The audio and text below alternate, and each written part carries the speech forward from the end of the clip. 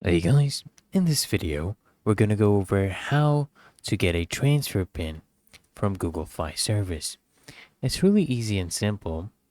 You just need to go ahead and, open up the Google Fi app or website. And in the account tab, you're going to click on Manage Plan. Okay? Then just select Leave Google Fi. They'll ask you to confirm your cancellation.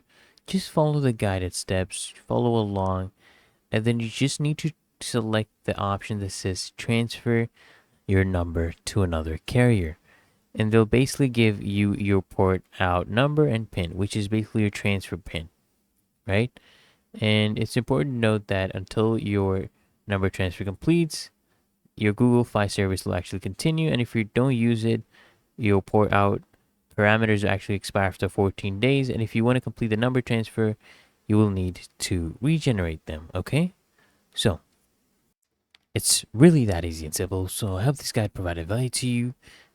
And if it did, consider smashing that like button, as well as subscribing to Frequently Asked Questions. And I'll see you guys in the next one.